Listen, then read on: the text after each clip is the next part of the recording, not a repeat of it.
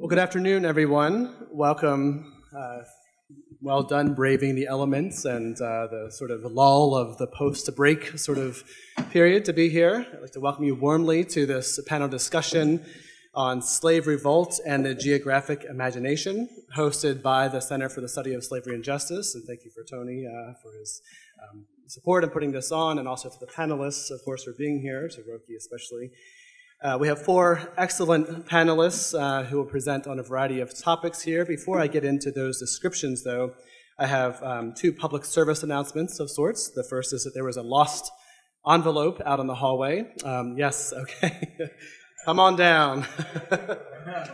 You get a call. We have a winner.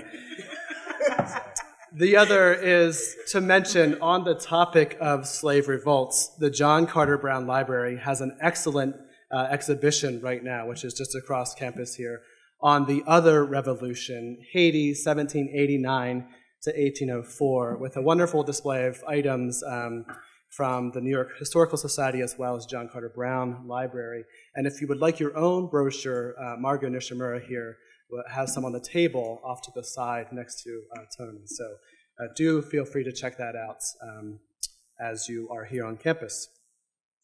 So as I said, we have four excellent panelists with us who bring an incredible geographic range and spread to a topic that I know continues to intrigue and attract the attention of scholars who work on the early modern Atlantic world and that period, namely slave rebellions and slave revolts.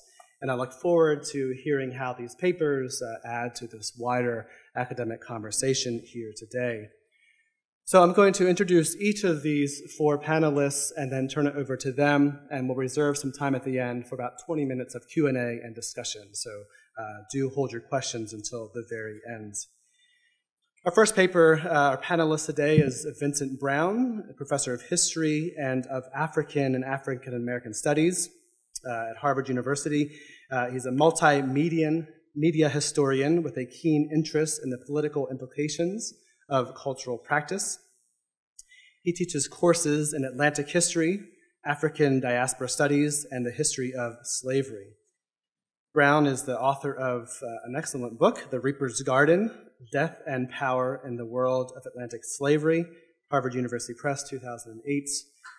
And he also is the producer of an audio-visual documentary about the anthropologist Melville J. Herskovits, broadcast on the PBS series Independent Lens, that some of you might have seen.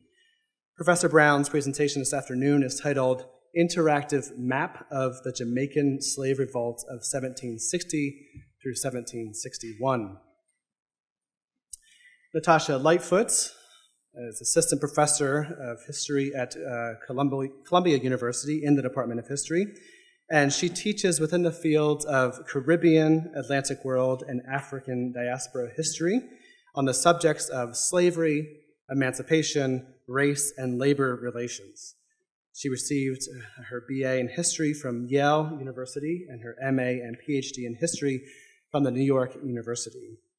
Her current book project focuses on Black working people's resistance in colonial British Antigua after emancipation. Professor Lightfoot's paper this afternoon is titled The Fugitive Slave John Ross and Atlantic Currents of Freedom. Roquinaldo Ferreira received his PhD in African history from UCLA in 2003. He specializes in African, colonial Brazilian, and Atlantic histories, and he's completing a book provisionally entitled Pathways to Colonialism, Abolitionism, Territorial Sovereignty, and the Persistence of Unfree Labor in Angola, circa 1830s through 1880s. Professor Ferreira's paper today is called Slave Resistance in the Context of the Abolition of the Slave Trade in Angola. And fourth, we have Isadora Mota, who is a PhD candidate in the history department here at Brown University. Born and raised in Brazil, she completed a BA in history at the Federal University of Rio de Janeiro in 2003 and a master's degree at the Center for the Social History of Culture at the State University of Campinas in 2005. Her research interests include 19th century Brazilian history, comparative slavery and emancipation in the Atlantic world, as well as a study of race in Latin America. Her current work focuses on Afro-Brazilians' geopolitical literacy and the role of the American Civil War in the history of emancipation in Brazil.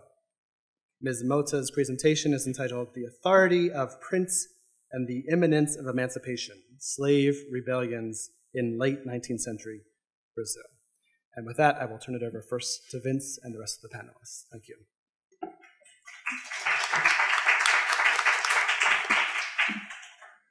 So if you don't mind, I'll remain sitting, just so I can stand near my computer where I feel safe. Thanks, Len, for that wonderful introduction, and thank you all for coming on this very dreary day. I saw some daffodils poking up, though, so I know it's on its way, and we all deserve it after the winter we've had. Thanks to Roquinaldo as well for organizing this panel and for hosting. It's a pleasure to be here with you all. I'm going to talk this afternoon. Well, I'm going to give two mini talks. I'm going to ask a large question and offer a small answer. And the big question is really about how we may reconceive the geography of slavery beyond conventional divisions. But I'm not going to answer that. I'm just going to talk about a promising method rather than a fully realized alternative to prevailing conventions. So let me explain. A few years ago, I was happily teaching a course on the United States and Haitian revolutions when I learned from a student that by taking the course, she could fulfill her non-Western history requirement. I paused. The course, American Revolutions in the Atlantic World, considered the two great upheavals as part of a continuous sequence of radical challenges to established authority, resulting in fundamental transformations of governance throughout the region. What was particularly non-Western about it? I didn't suspect the American Revolution, so it must have been the tint of the Haitian Revolution. For though it was closely entwined with the concurrent revolution in France, and ultimately made possible by the westward expansion of the United States to the Mississippi River,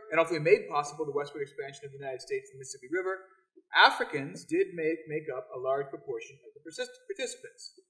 But then these were the same men and women whose actions pushed the French National Assembly to outlaw racial discrimination in 1792 and abolish slavery in 1794, extending the rights of man and citizen to include non-whites. Surely this was a touchstone development in the history of the so-called West. Not wanting to end up on a curriculum committee, I kept quiet. But my confusion lingered and has since grown into a nagging irritation. We know that European empires in the Americas, the growth of colonial settlements and trading networks, and the development of global capitalism are all indispensable aspects of Western history. We know, too, that more than 3/4 of migrants to the Americas between 1500 and 1820 were from Africa. We have also learned that the characteristic traits of a supposedly modern consciousness, awareness of one's place in historical as opposed to cyclical or eternal time, and the encounter with difference and the negotiation of socio-cultural diversity, were broadly distributed throughout the arena of Atlantic interconnection. So how is it that South America, the Caribbean, and even Western Africa are not also the West? By asking this cheeky question, I'm not trying to ignore important geographical distinctions, but rather to bring social geographies in which history could not be readily conflated with circumscribed territories more clearly into focus. Empire, migration, and revolution, the subjects of my course, were fluid and encompassing phenomena that scramble conventional boundaries, not least because categories such as West and non-West are artifacts of such intensive trans-regional interactions. Empirically, this is obvious enough. So the fact that we still organize historical knowledge in such misplaced ways suggests the need to think conceptually about history and the cartographic imagination.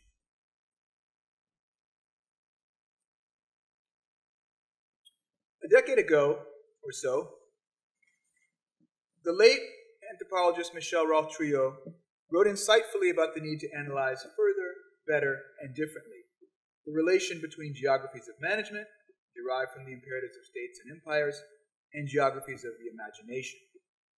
Together, wrote Trio, they underpin the development of world capitalism and the legitimacy of the West as the universal unmarked.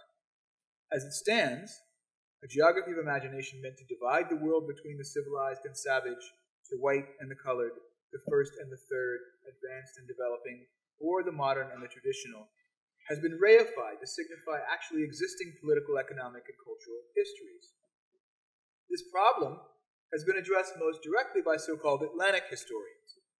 The Atlantic world, wrote the geographer D.W. Meinig in 1986, could be viewed as a set of structural linkages that, since the early 16th century, transformed the Atlantic Ocean into an integrated geohistorical unit, an expanding theater defined by a vast and intricate web of political and economic relations.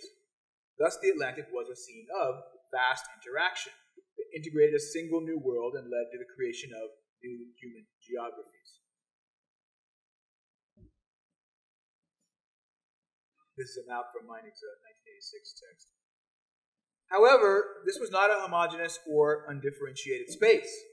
On the contrary, there was a dizzying number and variety of geographical phenomena, associational networks, and repeating patterns, making social interactions in the Atlantic world no less dynamic than the winds, currents, and weather patterns of the ocean itself. But the category that stores much of the recent work on slavery in the period between 1500 and the mid-19th century, the Atlantic world, has not found the kind of iconographic form that might organize this history as anything other than that which happens in between the West and the non-West.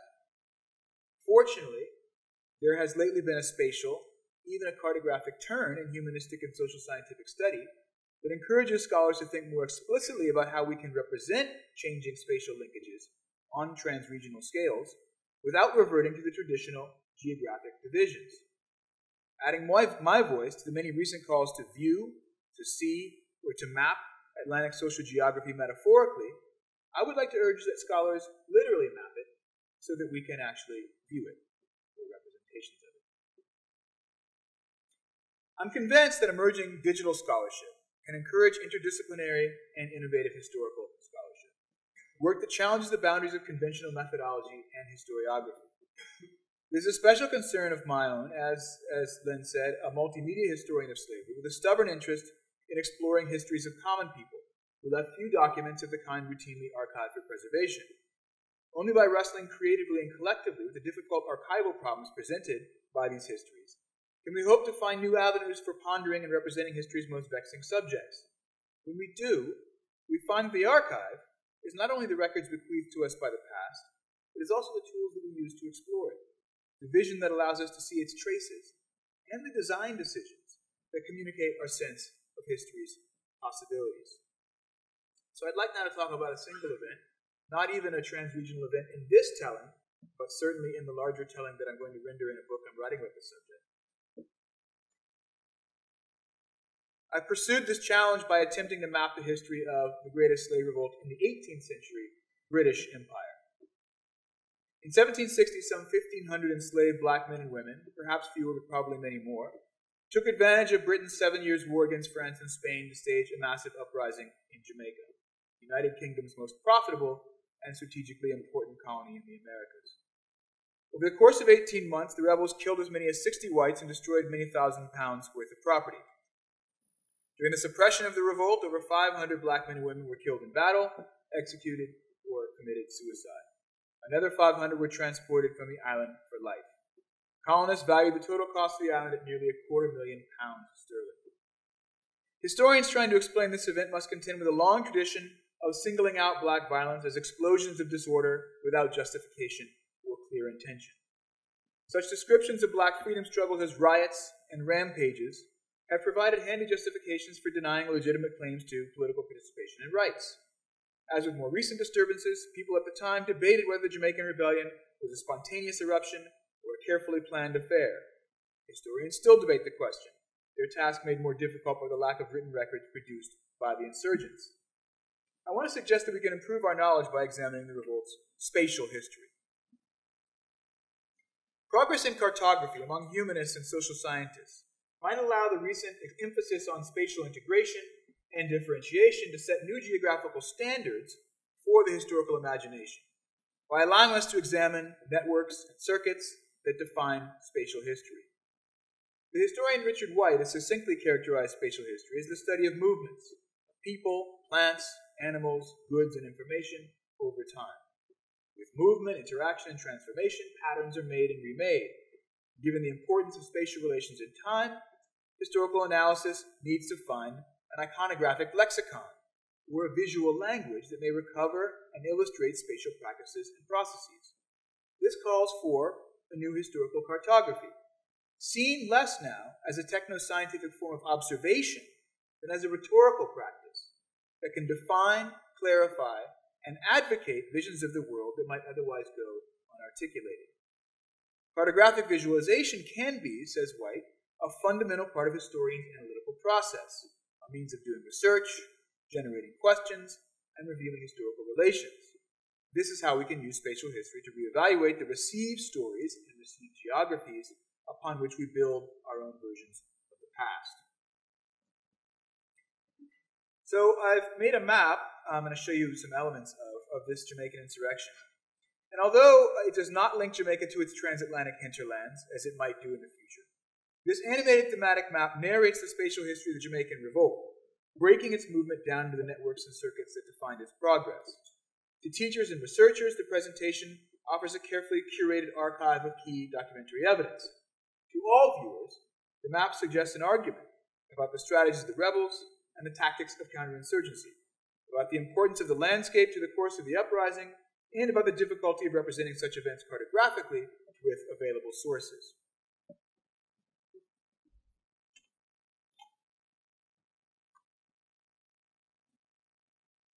Composed from several 18th century diagrams, a terrain map and an estate map form the base maps for the narration, which graphically depicts a chronological database of locations. Contemporary accounts of the revolt, drawn from diaries, letters, military correspondence, and newspapers, yielded descriptions of the positions, movements, and engagements of rebels and counterinsurgents. And I'm not sure that resolution is good enough for you to see, but that's a database of locations that went into the making of the map. These locations were cross-referenced with multiple sources wherever possible. Latitudes and longitudes were then reckoned by correlating the base maps with satellite images. The symbol design, in which fading tracer lines track the movement of units, tries to account for the uncertainty of much of the data. Early iterations of the map featured symbols such as push pins that inappropriately signified too much clarity, but then blurred circles were confusing. Solid lines tracking movement did not reflect the nature of guerrilla warfare, in which rebels dispersed over the landscape in loose formations, and their pursuers hunted rumors and chance sightings. Yet without traces between the points, it became difficult for the map to suggest that the movements were directional at all. So the graphics ultimately attempt to balance intelligibility with ambiguity, while maintaining viewers' sense of the interpretive character of the database. Mapping the revolt and its suppression illustrates something that's difficult to glean from simply reading the textual sources.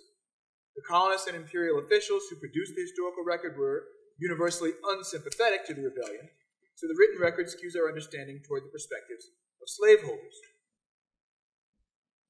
But we learned something else by plotting the combatants' movements in space.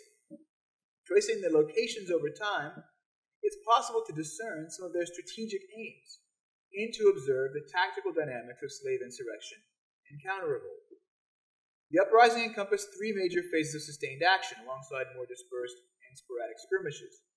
First was the revolt in St. Mary's, seen here, generally named Tacky's Revolt after one of its principal African leaders. That was followed by a much, much bigger revolt in Westmoreland Parish. Finally, survivors of the Westmoreland insurrection trekked across two parishes, raiding estates along the way. Now, these campaigns adapted to geographical constraints. On the windward side of the island, the north side, heavy rainfall and dense vegetation limited movement more than on the leeward side, where the drier climate allowed for greater mobility. Still, within each phase of the rebellion, the routes traveled by the rebels through woods, mountains, hills, swamps, and rivers indicated strategic objectives.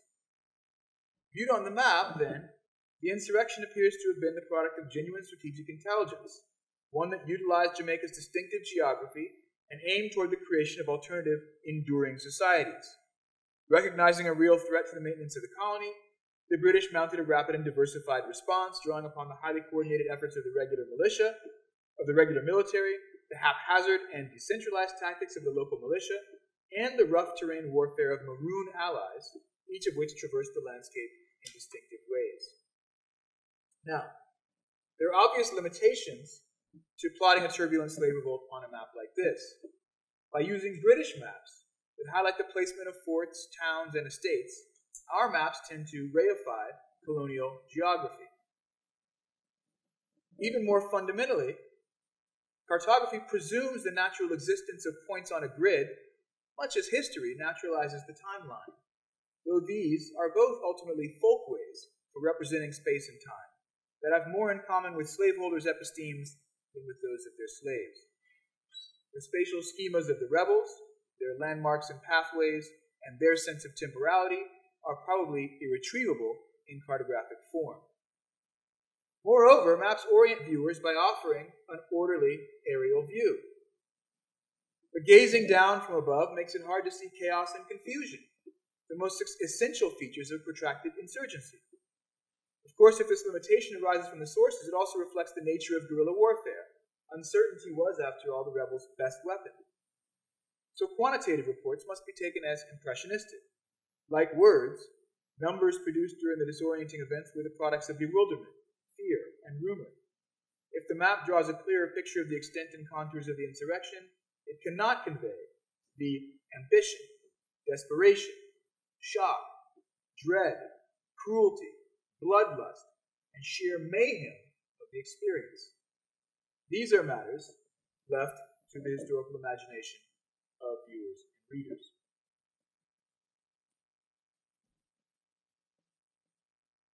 So let me finish with a few general thoughts about what I learned from making this map. First, and most fundamentally, employing an analytical, thematic cartography can help us address historical questions. In this case, we can be more confident that the Jamaican uprising of 1760 was carefully planned, coordinated its distinct regions and phases, if not over the entire island, and executed with attention to the particular features of the local landscape. Second, this kind of mapping reveals a more complicated and nuanced picture of power as spatial practice, with the geography of sovereignty appearing less like the territorial claims of imperial maps and more like the enclaves of association and corridors of control recently described in Lauren Benton's History of European Expansion. Such a view illustrates space as a production of human relationships and perspectives, rather than as a static context. Once we can look past perceived geographies and map anew the practices that produced Atlantic spaces, we can see cartography not only as something we rely upon to situate history, but as a useful tool for revising historical knowledge. Folding time into the representation of space, animating it, might become as open and evolving a process as writing. In this way, animated maps might turn geohistorical common sense away from outmoded and undesirable ways of viewing the past. Atlantic Africa, Europe, and the Americas will be more readily seen as spaces made through connection to each other, and Africans and African Americans will graphically appear as constituent of a universal history, not outside or interior to it. Mapping this insurrection has also compelled me to think broadly about the possibilities of the digital humanities for the kind of history that interests me. Beyond their engagements with archivists, historians don't always produce collaborative work. However, few historians have the requisite skills and experience to perform all the various roles involved in creating multimedia works, as I was painfully aware during my association with the cartographers at Axis Maps who coded the map for me. Collaborative scholarship will necessarily make up a greater proportion of our portfolios. Finally, scholars working in subaltern history rarely have the kind of big databases that inspire projects in text mining, topic modeling, or network analysis. And I now believe this may be more a virtue than a limitation. Without big numbers to crunch, scholars must exploit the potential digital tools to craft scholarly designs that appreciate the interdependency of interpretive knowledge and aesthetic expression. And in this way, I think we may produce an enlightening synthesis of quantitative approaches in social science, the interpretive bent of the humanities, and the creative wonders of the arts. Thank you.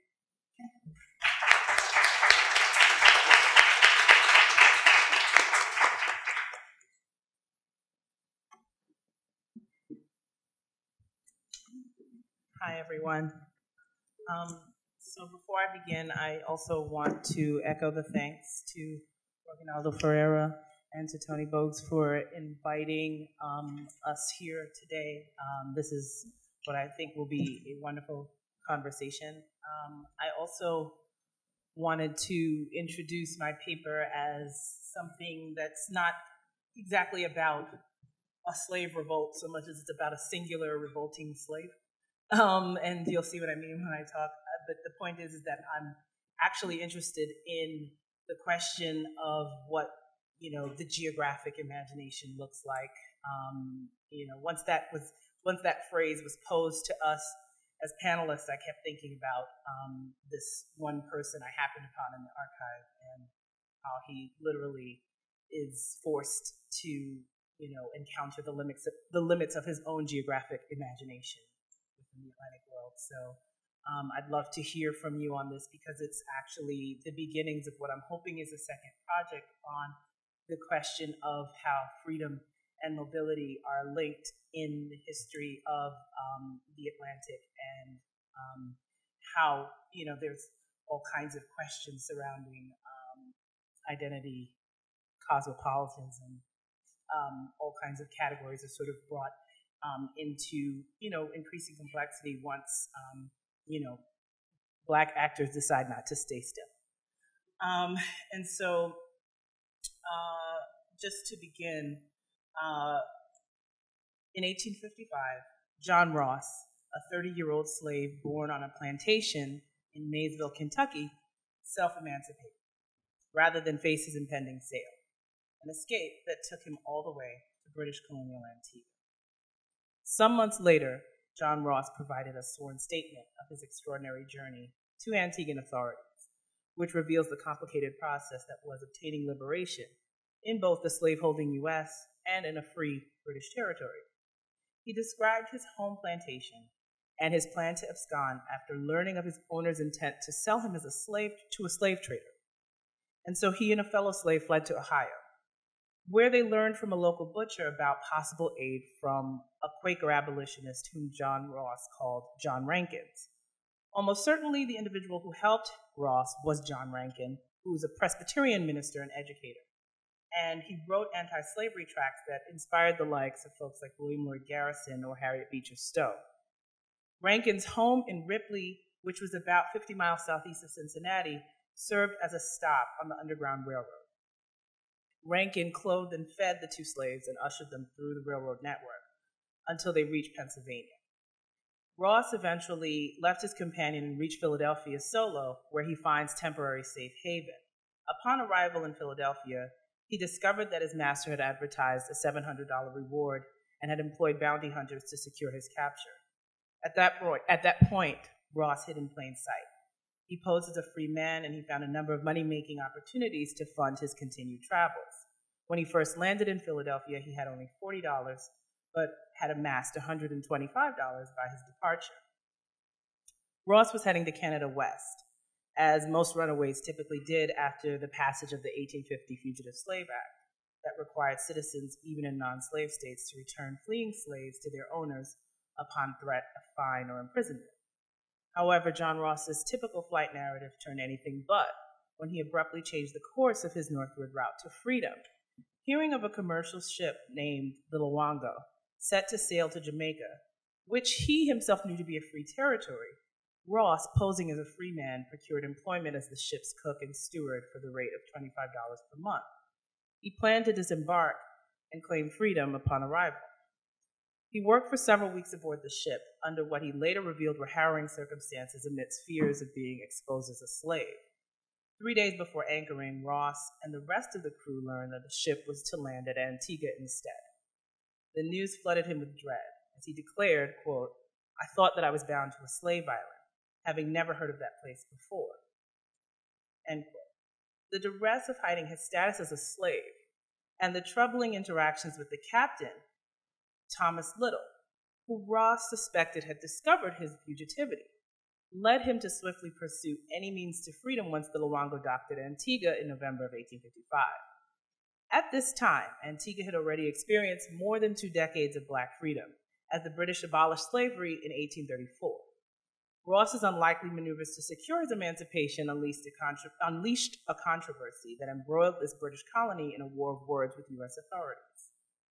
After 3 days at anchor, Ross questioned men on board the Luongo and other nearby ships in the harbors whether Antigua was free or slave territory, and he received mixed answers. He finally encountered a local black dock worker named Jackson, who was a crew member aboard a neighboring ship, whom he offered some gold in exchange for transportation help onto shore. Jackson then confirmed to Ross that Antigua was a free British colony, but initially hesitated to help him because Thomas Little, the Luongo's captain, declared that any boat venturing alongside his vessel would be subject to fire. Meanwhile, Ross, still uncertain about his possibilities in this unknown place, did not believe Jackson's pronouncement of Antigua as free, but instead tried to gain passage onto shore from Captain Little to see for himself. He asked twice for permission to leave the ship, was refused both times. Upon the second request, Captain Little, quote, aimed a blow at Ross with his fists, end quote. Days later, Little took Ross onto shore to shop for food in Antigua's capital, St. John's, but stayed with him the entire time, preventing him from any further inquiries about the issue of slavery on the island. Apparently, Ross kept the $125 that he made in Philadelphia, along with his other belongings, his clothes and some pieces of gold and silver, in a chest stored on ship. Days later, he again petitioned the reluctant Jackson to assist him with moving him and his chest onto shore. Jackson refused, but this time decided to enlist local authorities to help him instead. The next day, Antigua's chief of police and colonial treasurer came on board the Luongo and asked Ross if he was a slave. Ross claimed to be first free, as the abolitionists in Philadelphia advised him always to deny his slave status until he was satisfied that he was in a free place. But Jackson, who accompanied the police chief and the treasurer, pointed Ross out as the fugitive in question, and Ross then admitted to his illicit escape and his desire to gain freedom ashore. Another shipmate aboard the Luongo said he could not allow Ross to leave the vessel without Captain Little being present, but nevertheless, Ross left in the treasury boat and took refuge in Antigua at the police station, but he left his chest behind. After a few days in town, Ross spoke to a butcher named Samuel Bennett about obtaining his left-behind possessions. As Bennett volunteered his acquaintance with Little from their various interactions in the town since the Luongo had docked, Ross offered Bennett $5 for successful retrieval of his possessions and gave him the key to the chest, but unfortunately, the plan came up short. Little took the key from Bennett and refused to return Ross's belongings and cash, leaving Ross to start his new life in Antigua without the nest egg that he had so diligently labored to procure. He'd even heard from a Dutch sailor who had replaced him as the Luongo's cook that Little had taken the chest into his room where it was never seen again. Ross ends his narrative by noting that he left the ship to claim freedom under the British flag of his own free will, and reveals his suspicion that Captain Little knew that he was a slave all before this had happened, which pushed Ross's drive to get on shore at all costs. Ross's case exposed the underlying tensions of British-American relations and international jurisdiction in the 19th century. So shortly after Ross's storied arrival in Antigua, a number of Antiguan officials, including the chief of police and the governor, vehemently defended the right to search and seize Ross in the name of upholding British anti-slavery law, much to the chagrin of the Americans at the helm of the Luongo. Within 2 weeks' time, the American government sent a second ship to Antigua to uphold the rights of the U.S. in this exchange. The USS Sion, the man of war, which had spearheaded many prior episodes of combat during the Mexican-American War and at Greytown on the Mosquito Coast of Nicaragua, which was a menacing move indeed. The tense correspondence between the British colonial authorities and the U.S. consul largely concerned the slippery classification of Ross and the legality of Britain's actions to ultimately secure his escape from enslavement. The Americans claimed the Antiguans wrongfully searched the Luongo without warrant, while the British colonial office believed that the urgency of freeing a slave trumped the question of lawful search. The Americans thought that the British may have been exercising a questionable right in seizing Ross, as the Luongo was not technically a slave ship, and Ross had claimed to be a free man while on board. The ship's captain could have mistreated Ross because he knew Ross to be a slave, or merely because he was just a low-ranking member of the ship's crew. So if Ross was believed not to be a slave, was he ultimately not a slave? As de facto free, was Ross actually in need of protection by the British government? So my cursory review of about more than 50 letters that are traded between the Antiguan and British authorities and the US authorities over this case reveals a clash of international egos. The US defense of its rights against what they deemed an unwarranted search of the Luongo appears hyperbolic, given its very unsettled position on slavery at the time. According to the Luongo's Captain Little and Captain Fairfax, who headed the man of war of the Sian, the vessel that was sent to Antigua in the aftermath, they both claimed Ross to be a, quote, US citizen who's dragged off ship against his will by the British. They rewrote the British challenge of the US's right to keep a slave on their free soil as Britain's victimization and unlawful kidnapping of Ross instead. Little, in a complaint letter to the US consul about the episode, stated that John Ross was, quote, abducted from that vessel as an American citizen, possessing all the rights of a free man, against his wish, and his repeated declarations that neither himself nor any of his family were ever slaves, end quote. Little might have overstated Ross's citizenship in the name of upholding US rights against British encroachment, or he might have actually believed Ross's constant denials of his slave background. But Ross's worries about Little finding out his slave status actually renders that doubtful. The context of competition with the British in international waters seems the likelier prompt for Little and Fairfax's claims about Ross's rights as an American. Such claims would have never been uttered in the US mainland at the time, where essentially Ross was fleeing for his life, and where only 2 years later the 1857 Dred Scott versus Sandford decision would confirm his statelessness due to his African heritage, whether enslaved or free. But the US at the time, mired in internal divisions over the issues of slavery and expansionism, sought to appear a strong and stable nation to its erstwhile colonizers, which may also explain the forceful act of sending the Sian to defend US interests. Captain Fairfax of the Sian was furthermore reported to have made many self-aggrandizing and intimidating gestures to Antiguan authorities during the aftermath of Ross's escape. He insinuated in an angry letter to the Antiguan governor that the War of 1812 unfolded from the same circumstances of unwarranted search, implying that this episode gave the US the right to initiate combat. News of the Ross affair circulated in papers around the Atlantic, including the New York Times. One article from a Newfoundland, Canada newspaper observed about Fairfax in particular that he was likely speaking and acting without orders from the US government, instead seeking a little notoriety on his own account, and that no finer opportunity could possibly arrive to enable him to emulate the deeds of his predecessor in the command of the Sian, when she performed that grand act of belligerency on the savages at Greytown, end quote. Clearly, a number of competing political agendas were at work within the controversy over John Ross's unlikely bid for freedom. So the John Ross case stirs legal and diplomatic controversy, but his story also begs a critical reexamination of African diasporic mobility and identity during the transition from slavery to freedom. Ross himself likely harbored ideas about the common experiences of bondage and the shared desire for freedom among enslaved communities across borders that led him to pursue such an extraordinary path.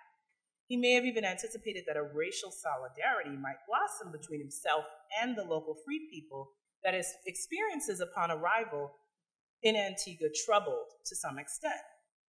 His formerly enslaved Antiguan counterparts formed their own views of Ross and his story as reason for inspiration.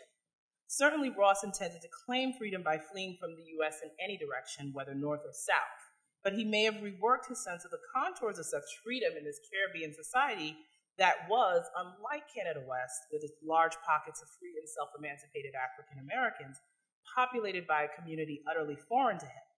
Did his ideas of what freedom would be align with the freedom he encountered in Antigua at the time? Did local free people convey their experiences of freedom and its shortcomings to him?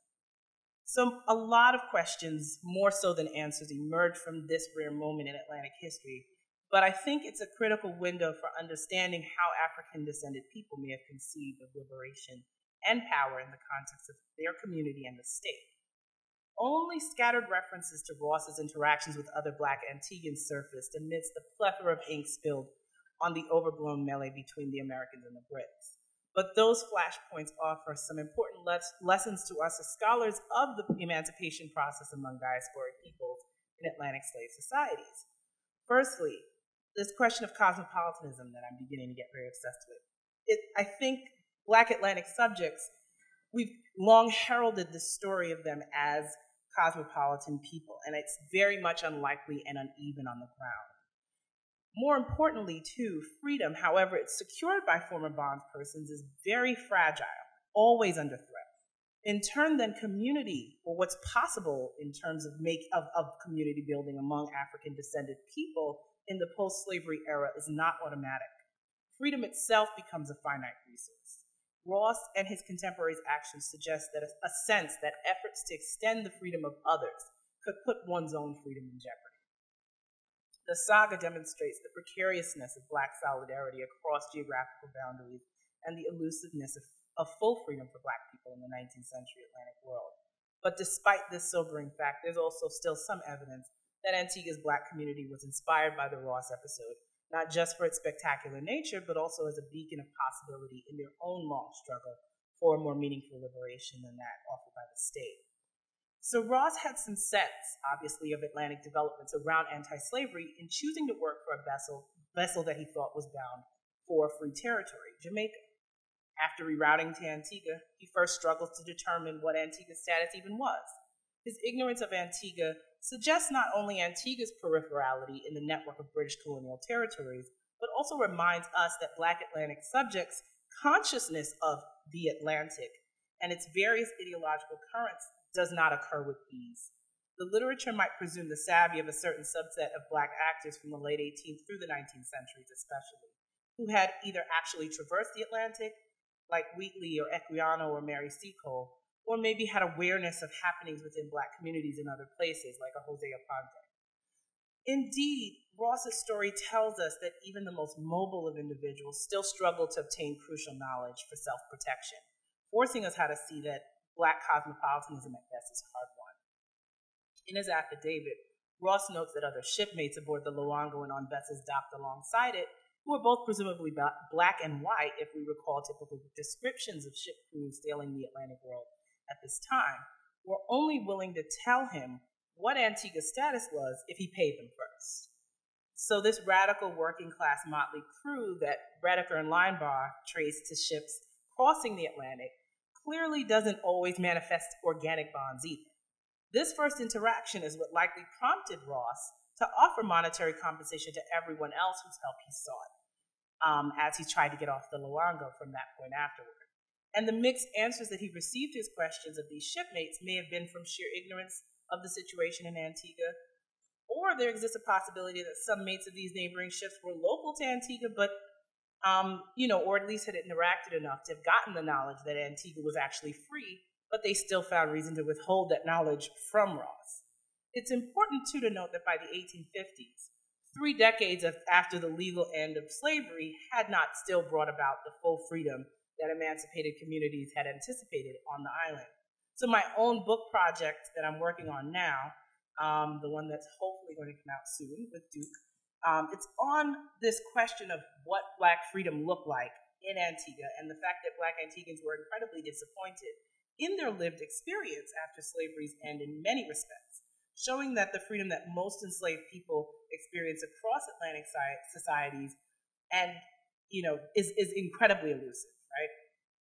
But again, Antigua's legal freedom, however foreign, however incomplete, was still a better alternative than life as a fugitive in the hostile context of the US or dangerously nearby Canada. So the first trustworthy acquaintance that he encounters, the Black dock worker Jackson, still unsure of whether to help him, likely for fear that his own freedom in a post-abolition society could be jeopardized by running afoul of Captain Little and the other white authority figures aboard the Luango. Jackson's assumptions had very basis in the very real fears that he sensed Ross held of those same authorities, as evidenced by Ross's desperate pursuit of his liberation. Jackson also rightfully wanted to protect himself from running afoul of the local law, which is an understandable caution during the 1850s when Antigua's white authorities were increasingly proclaiming local free people's descent into criminality by this time and sort of heralding the failure of the British emancipation project. When Jackson finally volunteers assistance, he does it by involving the Antiguan police chief and the treasurer, a move to protect himself as much as it was to aid Ross in his attempt at flight. Ross, in turn, first insisted that he was free to these Antiguan authorities, being disinclined to trust that the whites that Jackson brought around were actually willing or able to secure his freedom. So each man viewed his freedom as jeopardized by the work required to secure the others. Freedom, again, is not a universal and unmitigated right in practice. It is contingent, especially when stretched across borders and exercised among unfamiliar persons and places. So conflicting objectives are going to drive both of these men. But they're at base born of a common understanding that Black lives in the 19th century Atlantic, whether free or slave, were still disposable in the face of powerful whites and the states they represented, whether the slaveholding U.S. or abolitionist Britain. Despite such circumstances that are so desperate, a most interesting detail emerges from a letter from Antigua's governor about his interactions with Captain Fairfax of the Cian, which hints at the sense of joy shared among Black witnesses at the victory of a Black man against his white aggressors. Apparently, Captain Fairfax was rude and violent toward the customs officer, a Mr. Pringle, who oversaw the landing of goods and passengers from the Treasury Department vessel that likely carried John Ross ashore. Pringle reportedly told Fairfax in response that, quote, there was great excitement among the colored people in the town on this occasion, and I reminded Captain Fairfax that the persons who thronged the streets had just had their own fetters knocked off, and added that the coachman who had just driven him to Government House and the man who had opened the carriage door had both been slaves. At a word from anyone of influence among them, they would have removed Ross by force, whereas the thing was well and quietly done. End quote. Pringle's admonition to Fairfax about the effect of this episode on the Antiguan Black community indicates that even he, as a white Antiguan civil servant, saw the very real potential for this episode to have become a riotous occasion, where local townspeople attempted the forceful removal of Ross from the ship. Most of them, having had recently endured enslavement themselves, harbored an understandable alliance with Ross in the controversy. A fledgling Black solidarity forged by the horrors of bondage still emerged even within such a distressed milieu between actors who might have perceived each other as strangers. So along with the prospect of immediate freedom itself, I would posit that such bonds, however tenuous, prompted Ross to apparently remain in Antigua long after his release from the ship, because his testimony was given months later in July of 1856, and it opened with an identification of himself by occupation as a groom in the town of St. John's to the attorney Henry Bourne. So freedom from slavery didn't mean freedom from servitude to whites for him or anyone else, really.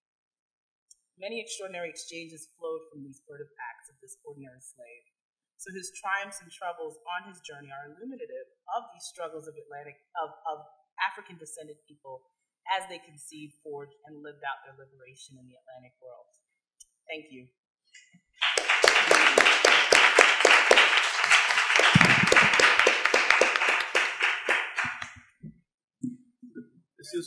Can you hear me well? I want to begin by saying thanks to all the colleagues who agreed to come here, all the way from New York, Cambridge, to participate in this event. Also the colleagues from Providence. You know, this is very meaningful, very special. And another point that I want to make, and this is to say thanks to Tony Burgess, Shanna Weinberg, and Ruth Clark. I appreciate the wonderful support to put this together. What I'm going to do today is to highlight, it's really a historiographical notes that dealing with abolitionism and colonialism. And it is important to pinpoint the geographic setting.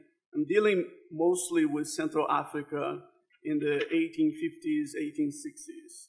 And I'm dealing with what we call the Portuguese colony of Angola, which is undergoing a series of transformations at that point in time. It's a process of remaking of colonialism going on here. So there is a binary concept here that I'm going to be utilizing. The first one is abolitionism, which for me, and this might break away a little bit from the conventional understanding of abolitionism. For me, abolitionism is a vehicle that produces forced labor in the context of Africa. I know this is not, it doesn't fit in with the view of abolitionism elsewhere in the Atlantic. Another key point, and this is more part of the mainstream, is the notion that abolitionism paves the way for colonialism. But this is the backdrop in terms of understanding the context and then understanding these concepts. And I came to these conclusions very much in the specific process of doing research and analyzing the sources vis-a-vis the broader and wider historiography on these issues. But let me just give you a little bit of more context so you know where I'm coming from. The full disclosure is that this is part of a book project that I'm doing now.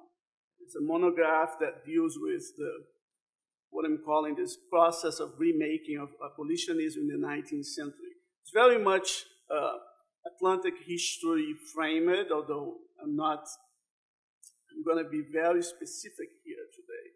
I'm going to be talking about issues that pertain to the dynamics on the ground in Angola. And as I do that, I'm going to be making references to several scholars, intellectual production. I'm going to be dialoguing, challenging people that have been around for a long time.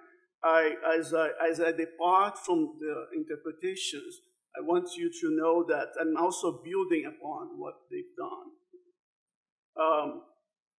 A lot of what I do has to do with, notions, mainstream interpretation, the conventional wisdom about colonialism and abolitionism. Abolitionism, in my case, I should say as well, it specifically relates to the end of the slave trade, particularly in this presentation, although in the context of the book, I'm also dealing with forced labor towards the end of the 19th century.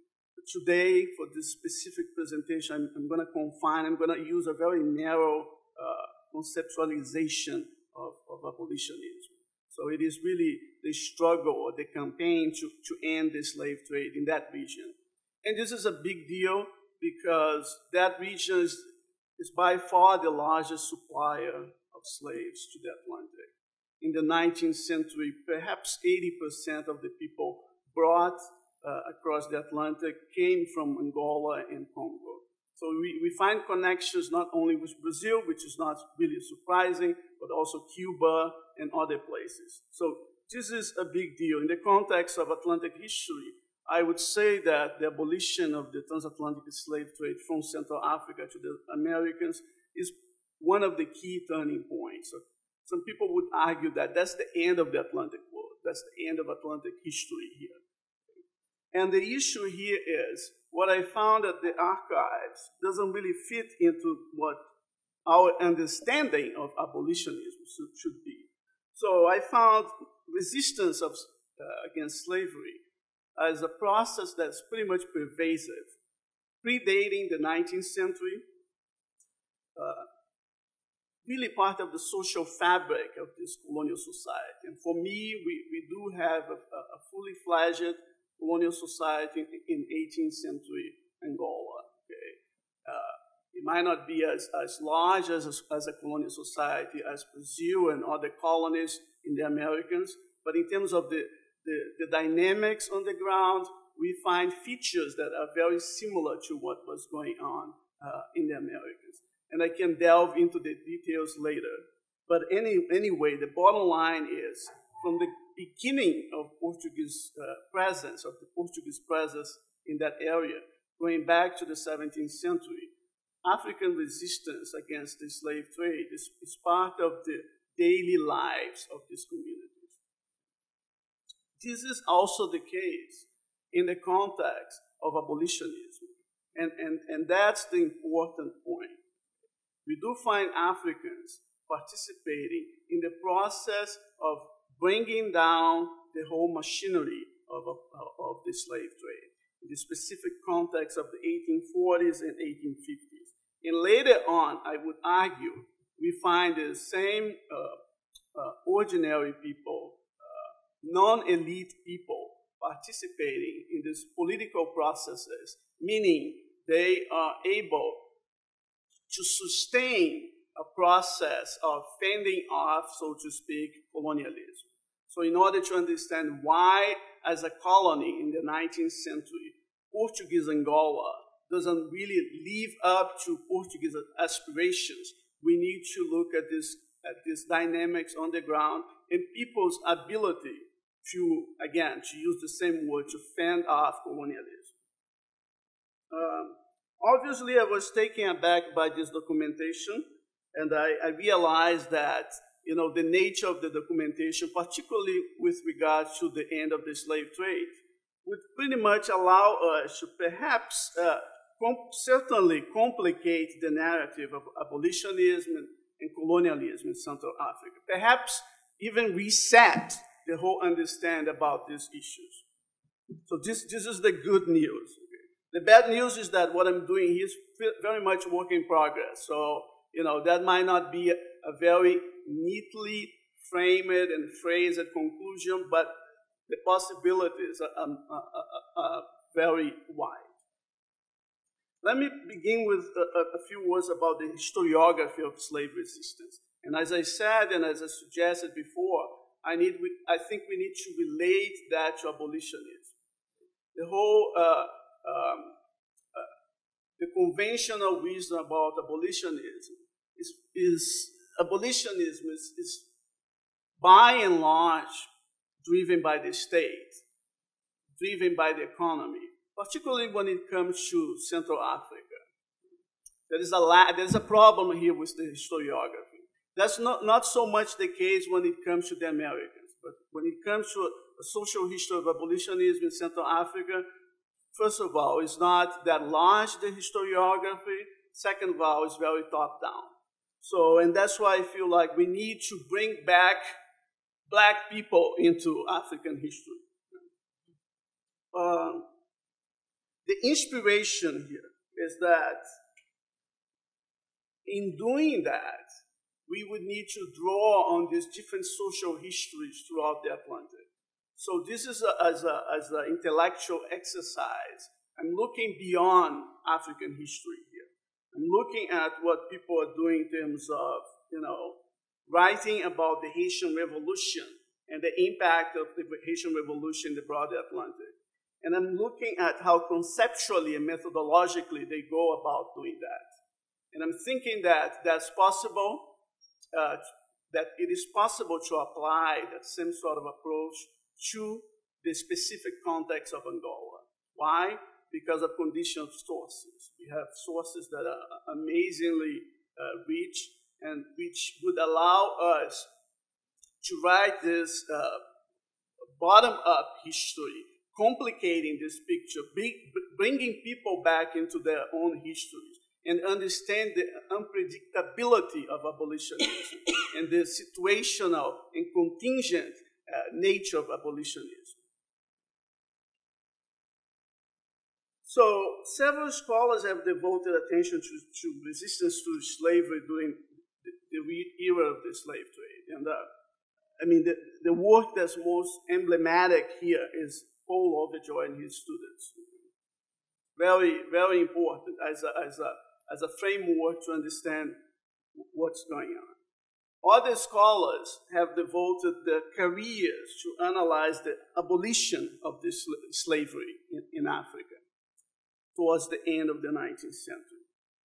In Ghana, for example, we've been debating for decades now whether or not Africans seized upon anti-slavery British legislation in 1874 to bring down slavery. The problem with the scholarship, particularly when it comes to Africa, the problem with the scholarship in terms of abolitionism is that we never really look at the missing link, which is the end of the slave trade, writing a social history of the slave trade. So what we miss here is a more focused engagement, a more systematic engagement with the issue of African agency vis-a-vis the end of the transatlantic slave trade.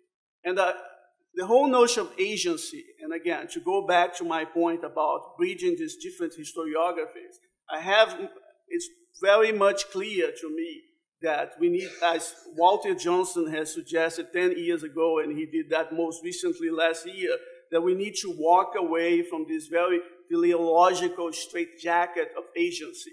So we need to complicate the concept. So that's very clear to me. So agency here, when I'm talking about about African agency, it doesn't necessarily mean to the wish of ending the slave trade. The complication here is that other people were not in favor of that. So, and when it comes to specifically about Angola, Central Africa, this region that's so hugely important in the 19th century, the largest supplier of slaves to the Americans. First of all, we do find a few statements dealing with the issue of how Africans participated in the process of bringing down the slave trade. Few statements, not really a fully fledged scholarship, and a lot of disagreement, which in my view is perhaps reflective of the lack of a more sustained attention by scholars. And again, if you ask around, people are going to say, oh, we deal with the colonial archives. But the problem is that what defines the colonial archives, what defines the nature of the archives, it's not only the sources, but also the questions that we ask. The colonial archives, or the archives here, is really flexible. This might be a platitude, but that's pretty obvious.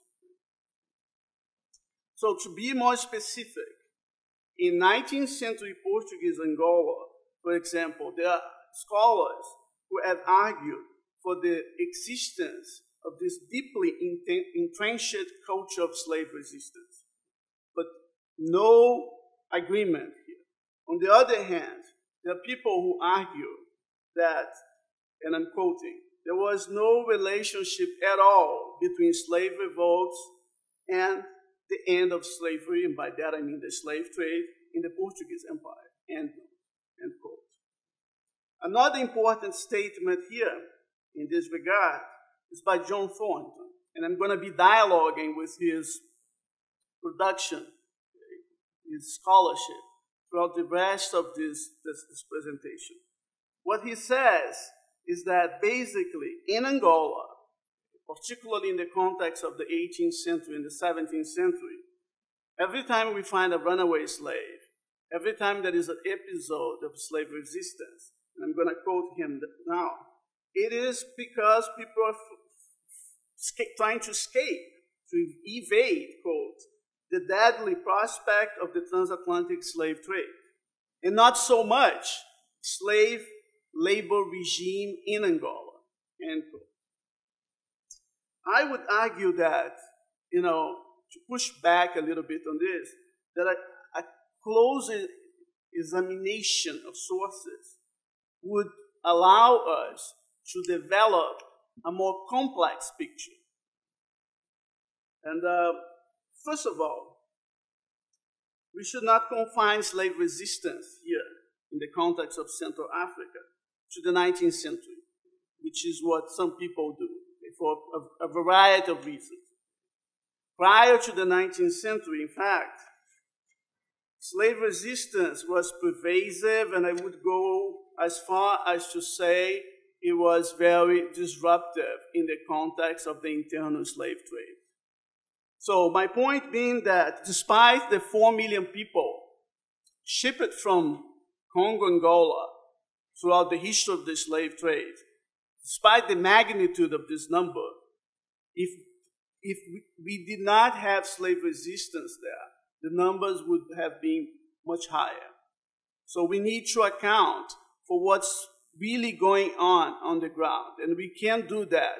And as we do that, it becomes clear that by resisting against slavery, people were able to disrupt the internal slave trade.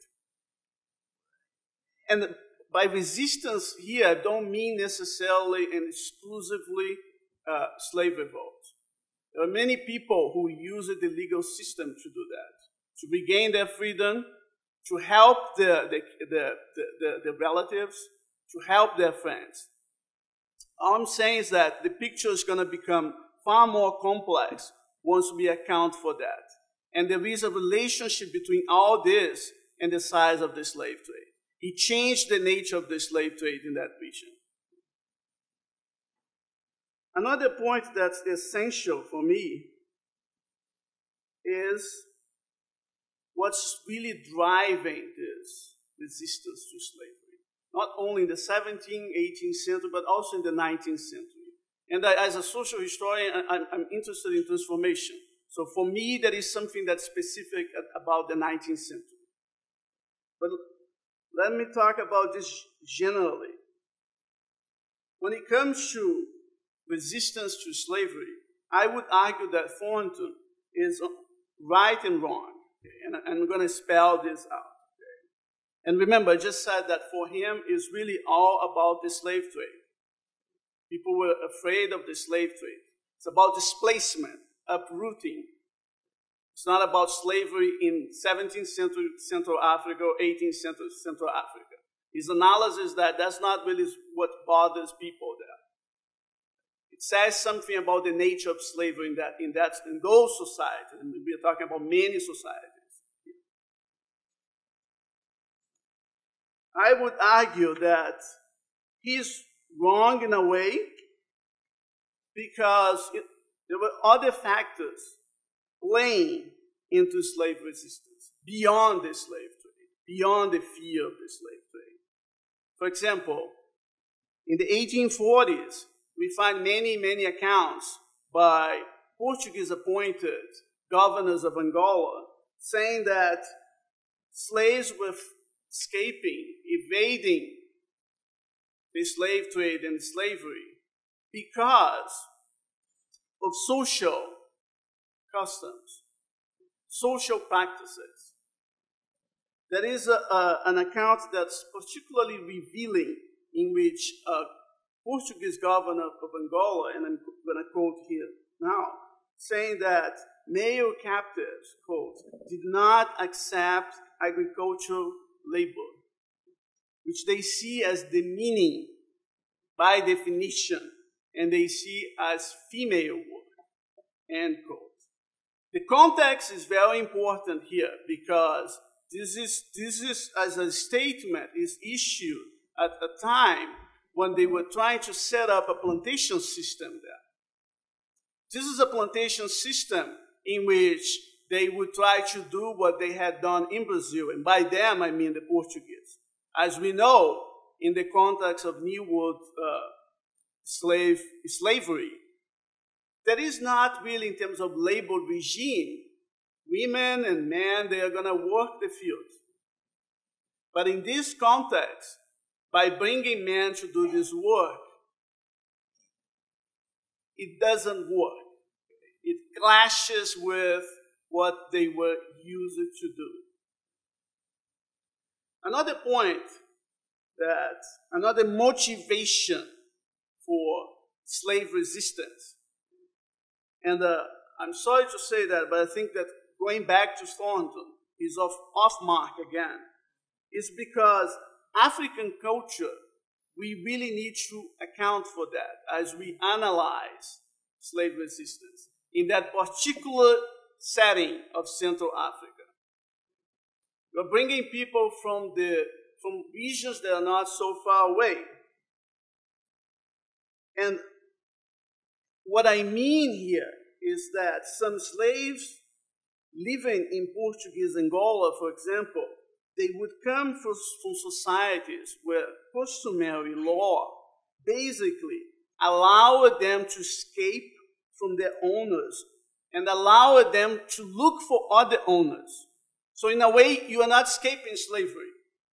You are just changing owners. But once you bring these people from these traditional societies to a more of a plantation system setting, they're going to do what they are used to do. If there is overworking, if there is mistreatment, they're going to run away and try to find another owner. This is culture playing out. The cultural framework is one that's difficult to do away with in that context.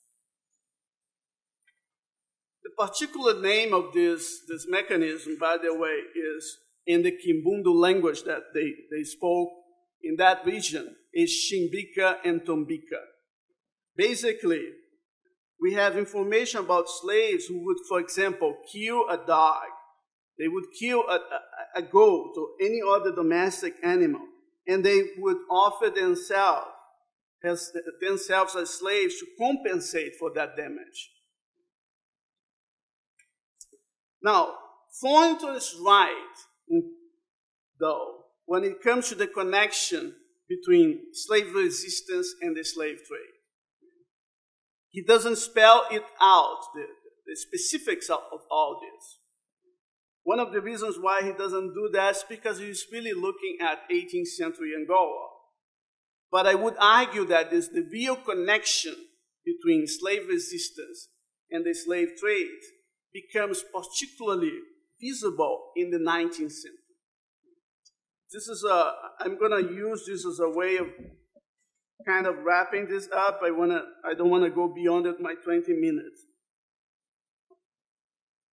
It is then, in the 19th century, that Portugal tries to end the slave trade, but tries at the same time to remake the Angolan economy into a plantation economy.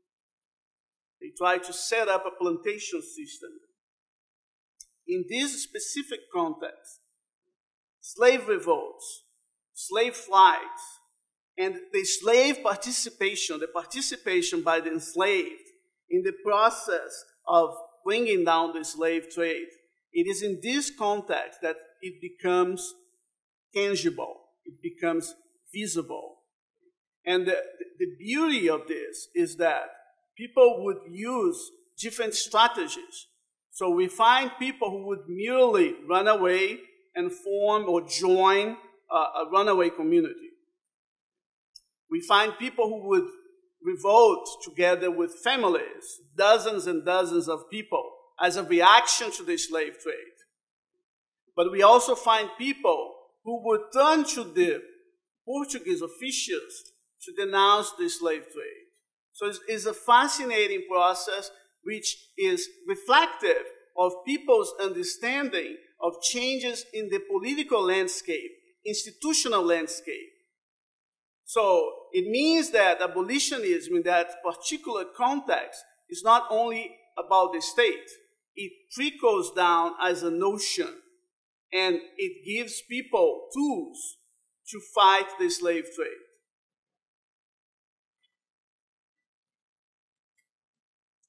Obviously, the question here, and there are many, many, many questions that I have to confess. I have more questions sometimes than answers. But one of the questions that is easy to answer is why were the Portuguese so sensitive to this anti-slave trade sentiment and actions by African slaves? From the point of view of the Portuguese, and again, this is an easy answer, they were mostly concerned about the viability, the feasibility of this new plantation system economy that they're trying to set up. That's why they're welcoming runaway slaves and helping them who were willing to help them to pinpoint the slave dealers. That's the backdrop here. But I want to end this with a question. Does it, in going back to Thornton in a way, does this mean that without the slave trade, we don't have resistance to slavery? Since he ties the two issues for him, they're so closely intertwined, I think it's fair to ask this follow-up question. The answer to this question is no. And I say no because conditions under this new system, this new plantation system that was being introduced by the Portuguese were very different from the old domestic slavery that they had in the 17th and 18th century. Things are changing now. In other words, this is more similar to what we find in the New World. It's more similar to what we would find in Cuba. Now, whether or not it is successful in the long run, we don't know. But in the 1840s, in the 1850s, people brought from the country, from faraway regions in Central Africa to the coast to work in Portuguese Angola. They would face conditions that were very similar to conditions that other people would face throughout the Atlantic. And the reaction is predictable. It's to resist what's going on. So basically, we go from a context in which production of agricultural commodities was not at all part of the Portuguese plans for the colony. We go from that point, from that sort of dynamic, to a context in which production of sugar, tobacco, and cotton, that's absolutely central. Backdrop to all this is the one, even though we still have a Portuguese empire, this is the one very important colony, which is becoming the center of gravity of this empire. By then, Brazil was gone as a colony, was independent. So they had to extract as much as possible from Angola. And thus the need of this plantation system. So we find overworking this context as a major reason why people would fly or escape or evade slavery. There is a quote here that I find particularly revealing from 1854 by a Portuguese governor, José Rodrigues do Amaral, in which he says, quote, "Slaveholders risk having their captives run away if they demand too much work from them," and quote, which they did all the time, because that was crucial to produce tobacco, sugar, and cotton. So it is in this context that resistance remains as a key element to the social fabric of the colony. It is widespread. It is everywhere. And it poses a key obstacle to the development of the plantation system. Number one, it poses a key limitation to the development of a fully fledged colonial system in 19th century Angola. If we want to understand why the colony remained so small towards the end of the 19th century, despite all aspirations, metropolitan aspirations, we would need to look at this resistance. Resistance by slaves, resistance by people who were forced to work under conditions that are basically forced labor. Thanks.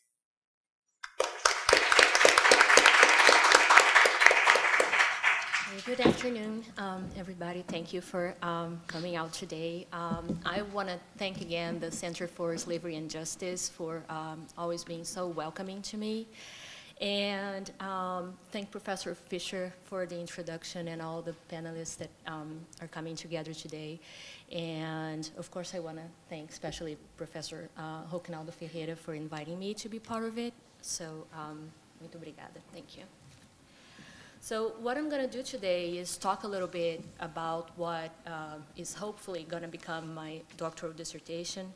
And I'm going to try to stay on the topic that Professor Ferreira was talking about. So my dissertation, in many ways, it's about Brazil, but it's about inscribing slave resistance back into the history of emancipation in the country in the same ways that he's talked about for Angola. But I'm going to be talking about the late 19th century. So in general, this kind of very intense period of slave resistance in Brazil.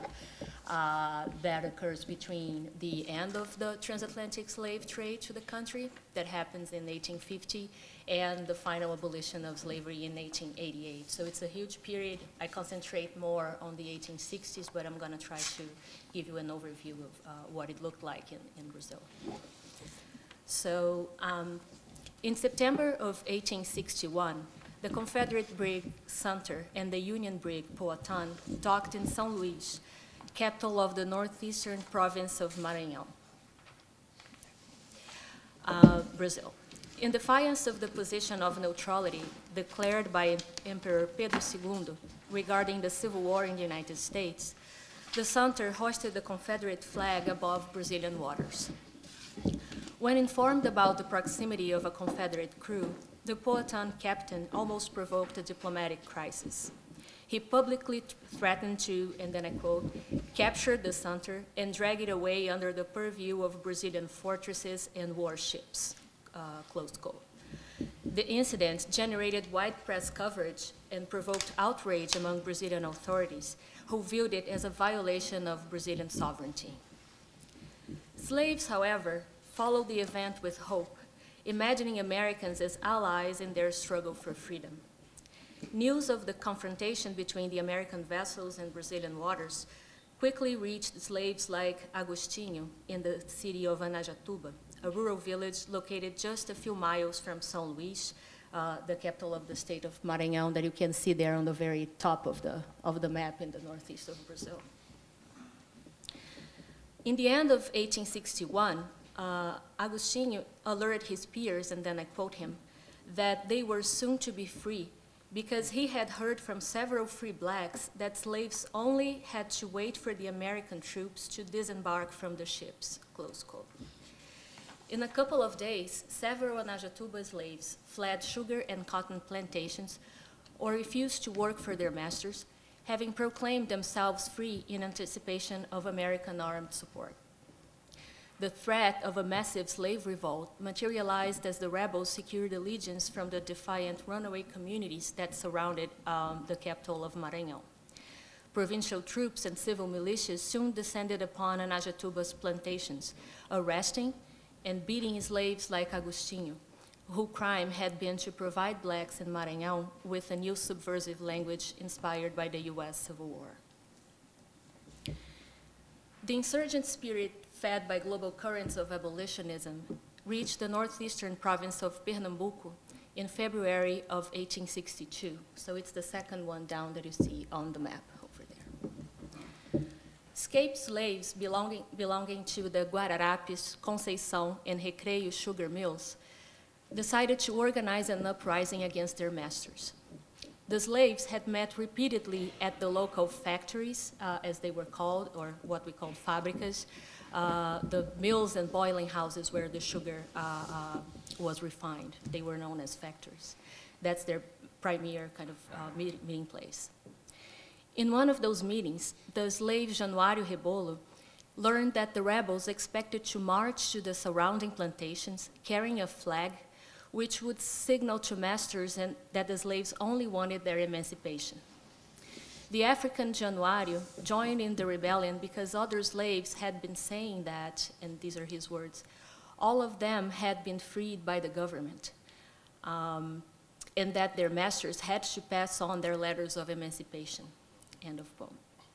Such ideas shared by the insurgents, explained Januário, and then I quote him again, had been published by blacks who read newspapers out loud for the others to listen, end of quote. His Brazilian peer, Joaquim, confirmed slaves' interest in the printed word.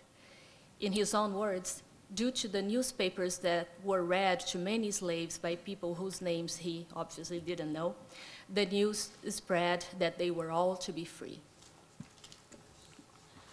So perhaps the most impressive example of slave activism inspired by news forecasting the end of slavery in the Atlantic world, in this case, comes from the Brazilian province of Minas Gerais, which is the third one down, the big one. This is actually the Brazilian province that held the biggest slave population in the country in the 19th century, of course.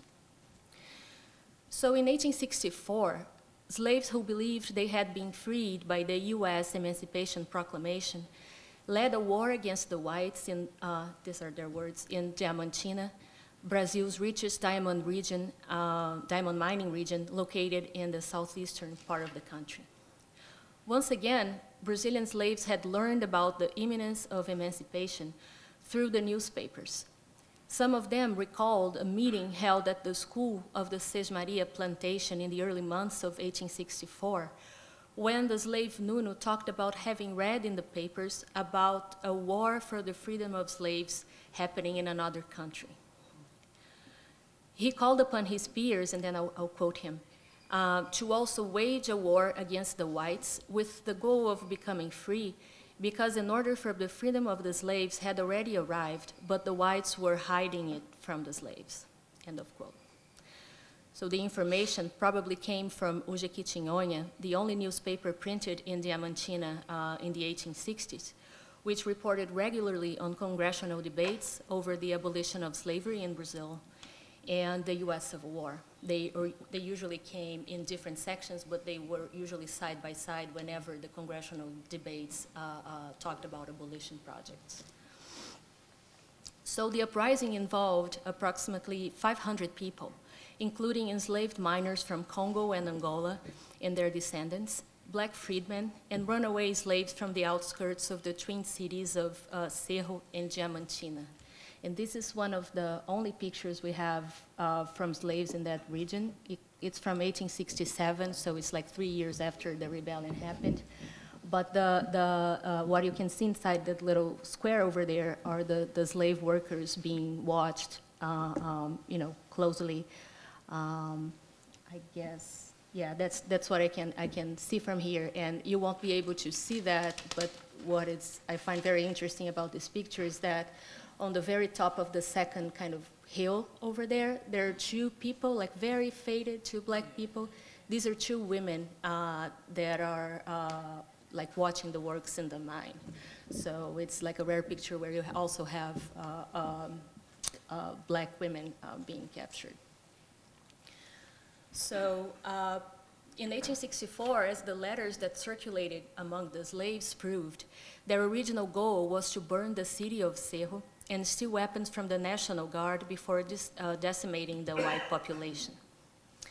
So the slave rebellions in Maranhão, Pernambuco, and Minas Gerais point to the myriad ways in which slaves made use of the printed word to advance aspirations of manumission forged at the level of daily life in Brazil. My dissertation examines the relationship between slave literacy and collective social action during the 1860s, retracing the world of slave communication that made Atlantic anti-slavery ideas a part of Afro-Brazilian struggles for freedom. So in my study of the circulation of information in a country where, according to the 1872 census, only 15.75% of the population, and this including slaves, could read and write, I focus especially on the networks created by literate slaves who read newspapers out loud for the edification of their peers. I argue that such practice prompted the development of a transnational imagination among Brazilian slaves, rooted in notions of geography and time that they developed in the midst of constant dislocation, sometimes in spite of the national boundaries that still frame studies of slavery in Brazil. So in this context, hemispheric connections among slave communities in the Americas gain a different meaning. As we saw in the case of the slave uprisings in Maranhão and Minas Gerais, just two examples of a phenomenon that is actually quite widespread in Brazil. There are, I don't know, I haven't mapped all of them, but there are dozens and dozens of slave rebellions caused by news about the U.S. Civil War. Brazilian slaves were educating themselves about the U.S. Civil War and weaving narratives of the conflict abroad into the liberal critique of slavery that had started to sway the country in the 1860s. In other words, conversant with the political culture of the age of emancipation, enslaved workers in Brazil viewed the Civil War as a war for their own liberation, imagining solidarities way beyond their masters' restrictive geography. Thus, the United States became an important part of the conceptual maps of slavery and freedom that slaves applied to navigate Brazil's political landscape in the decades prior to abolition in 1888.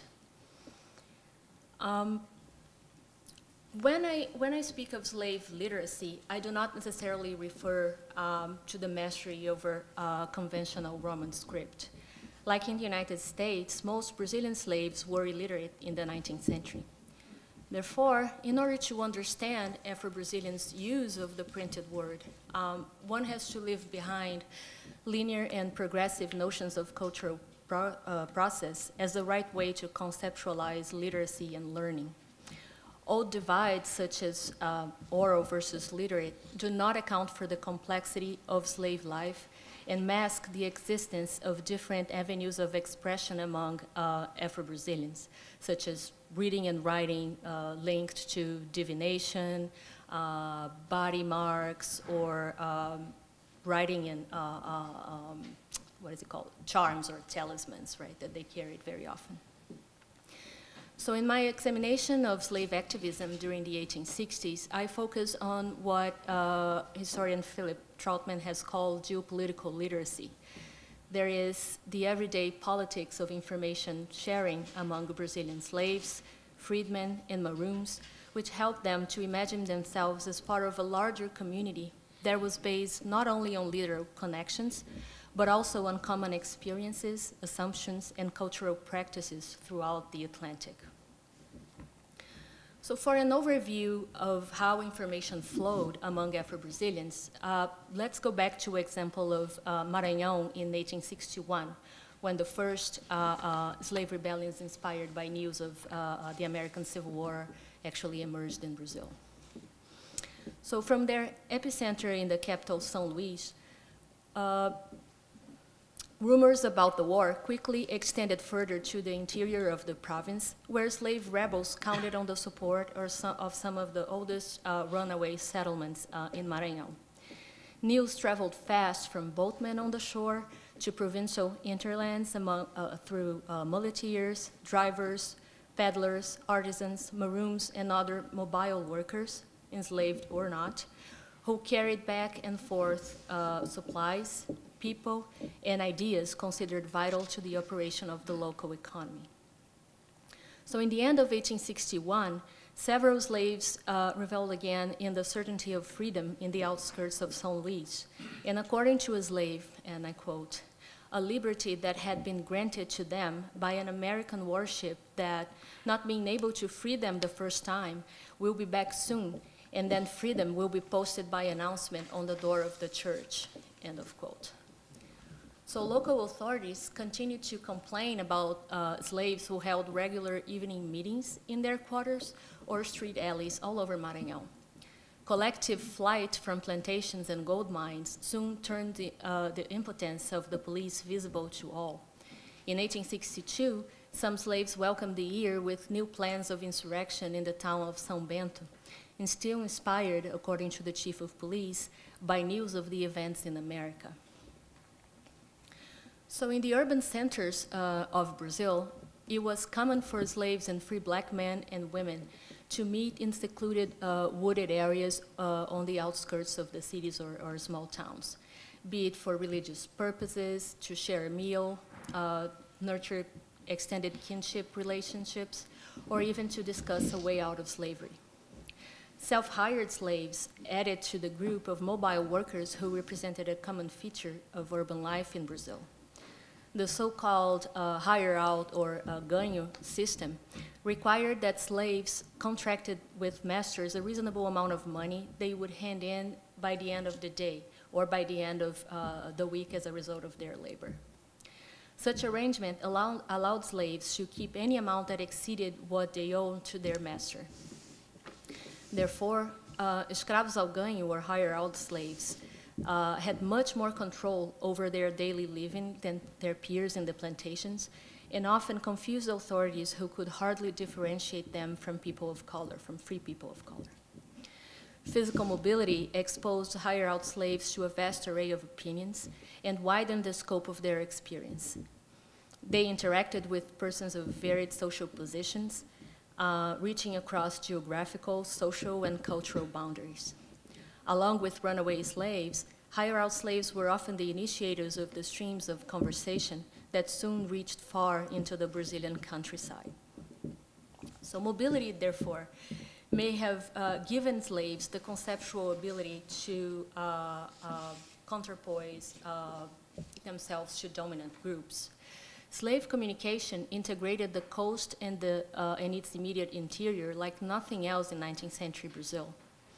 In a society in which inland roads were rugged and impassable during the rainy seasons, and where telegraph lines were sparsely strung, news circulated through newspapers and face-to-face interactions. Thus, it is impressive to find slaves in the backlands of Maranhão talking about the US Civil War.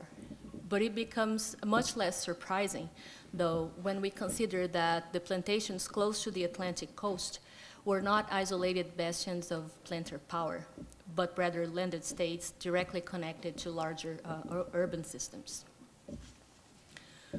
So Brazilian slaves were mostly illiterate users of written culture, and they understood, like few others, the social importance of writing. As we have seen, they clearly equated the printed news with legality and government action, expecting emancipation to come in the form of a letter or a decree published in the newspapers. Slaves anticipated government aid, and this is just my take on it, because they knew that the institution of slavery lacked unanimous support at home and abroad. They were also embedded in a deeply juridical culture in which even ordinary people learned to seek authentication and recording of all kinds of mundane transactions. So 19th century Brazil, ironically, was at the same time a legalist and semi-literate polity. Words coming from literate people were sometimes as valuable to slaves as the ones published in the newspapers. The difficulty of understanding how slaves connected events recorded in writing to concrete struggles for freedom arises from the misconception that, once printed, news carried an unequivocal message. For oral sectors of literate cultures, perfect linguistic transmission over distance just did not exist. Every time a slave read newspapers aloud to his peers, for instance, he compelled the formation of new meanings by his listeners. Literate slaves who read the news for the edification of their peers that created an environment where blacks, enmeshed in the oral tradition, could participate in a written culture that was pretty much fully dominated by whites. So the threat posed by black literacy had deep roots in the Brazilian past. In the 1860s, many people still remember the 1835 Malay Rebellion in Salvador, Bahia, which brought together a group of African Muslim slaves and free people of color in a massive urban uprising against slavery. In their investigations, the police struggled to reckon with the role played by a literate religion in facilitating slave activism. At some of the rebels' houses, they confiscated written talismans, instructions for the revolt, little ABCs, little books, and several copies of the Quran. In the wave of repression that followed the uprising, Bahian authorities deliberately opted to deprive the black community of Salvador of its literate members and deported all of them back to Africa.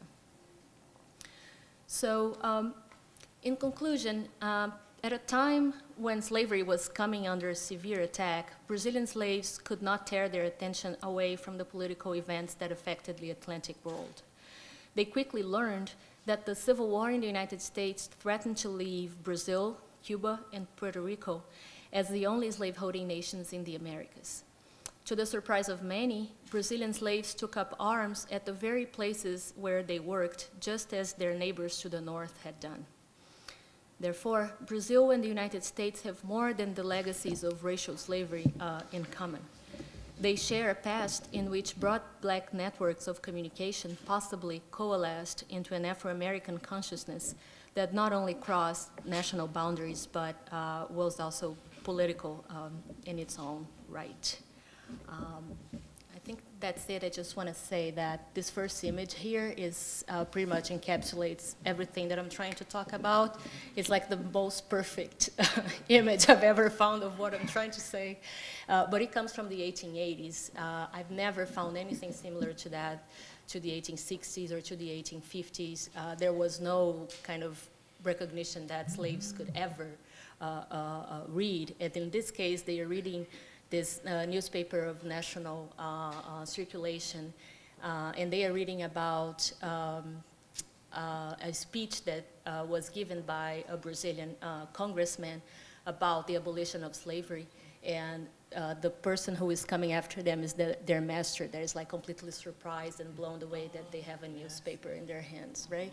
And their kids. So this is the dynamic. This, like, one of them or two of them would be able to read, and then others would gather around them and they would pass on the news. That's pretty much what I'm talking about. Thank you.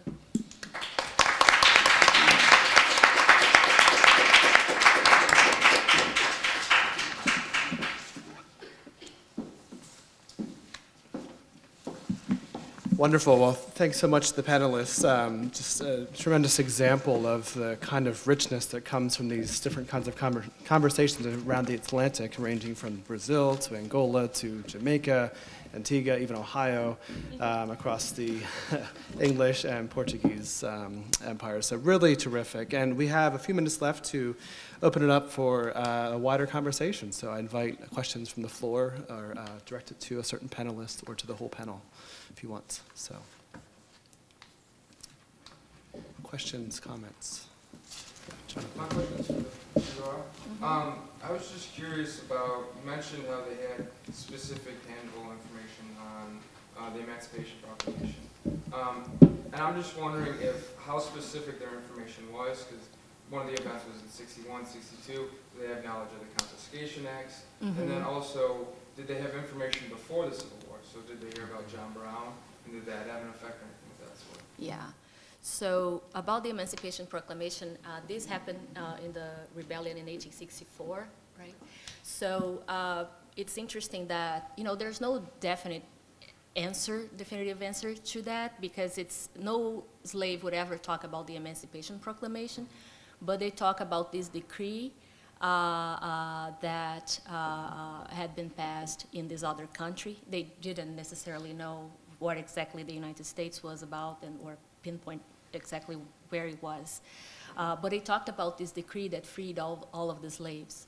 And when they talked about it and their masters got word of it, then they immediately thought about the Emancipation Proclamation. And if you go back to this newspaper that I believe it was the one that they were reading, they have really, really extended coverage of what was going on in the U.S. since the Emancipation Proclamation. So some of the slaves, for example, knew Lincoln and would call Lincoln by name, not knowing necessarily who he was and everything that he had done, but knowing that he was the one who kind of signed the decree of emancipation. So there are many references everywhere, and I try to kind of bring them together to make sense of it. But in this case, everybody around the slave community has, you know, the masters are completely sure about the Emancipation Proclamation, and the way the slaves are talking about it leads me to think that that's what they're talking about. And so I'm starting my research on the 1860s, and now I'm going back all the way to the 1850s. I haven't found anything about John Brown specifically, but I'm sure it's going to be there somewhere, maybe with another name, but it's going to be there. Seth. This is a question for the panel to take up the challenge that Roque put forward, to think about the relationship between abolitionism and slave resistance. And the way that Roque, you talked about it, was very specific, it seemed to me, to a Portuguese imperial sort of context, yet, you know, calling for a rethinking of a broader historiographical move, which has separated them out, perhaps to the rendering of black people invisible in this process over the course of the 19th century.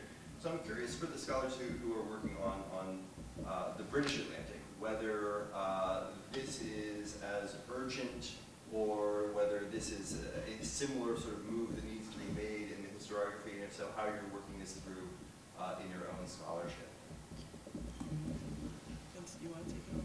Just to start, I mean, I think that part of that is the question of rethinking the watershed moments of the Atlantic world, or of American history, or of African history, of European history.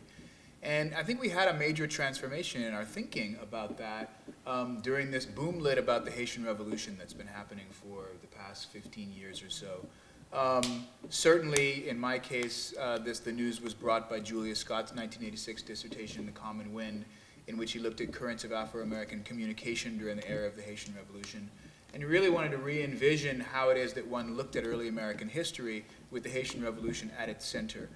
Since then, obviously, we've had the kind of rediscovery of C.L.R. James Black Jacobins, Laurent Dubois' Avengers of the New World, and that stimulated, you know, a kind of great explosion of scholarship on the Haitian Revolution, including the exhibits that we're having here. I do think that that has really brought to the mainstream an understanding that slave revolt is a constituent of Atlantic politics and even European politics in a significant way. Most scholars of the French Revolution who are not wholly limited to an understanding of France now incorporate an understanding of the Haitian Revolution into what they do, or at least they have to nod or gesture to it, even if it's not completely reframing the way they think. So I guess I'm just encouraged to see that that is extending out even further beyond the Francophone and Anglophone Atlantic. I know, yeah. I would also throw in, sort of piggybacking off of the point about Haiti, that looking at the specific history of British imperial policy in the transition between the late 18th and early 19th centuries, that the early moves toward amelioration of slavery are directly in response to what happens in Haiti. So like some of the first amelioration statutes that I've seen in the record for, say, the Leeward Islands in the English Caribbean happened in 1798. That's not a coincidence. They were very worried about trying to retain slavery and retain white control over what could possibly be an emancipation process by making slavery better. And every single amelioration statute that is passed in the British Empire also comes with it, correspondingly, some responses that include massive slave revolts. So, in 1816 in Barbados, as soon as there's a move in the British Empire to say we need to start counting slaves so that we know that the illegal slave trade is actually coming to a close, you get Buss's Rebellion. In 1823, when the Bathurst recommendations come down, you get the Demerara Slave Rebellion. In 1831, there's Jamaica, right? In Antigua, actually, there's also a slave revolt that happens in response to an ameliorative measure that says that slaves need to be in church on Sundays, so we're going to ban the slave markets on Sundays.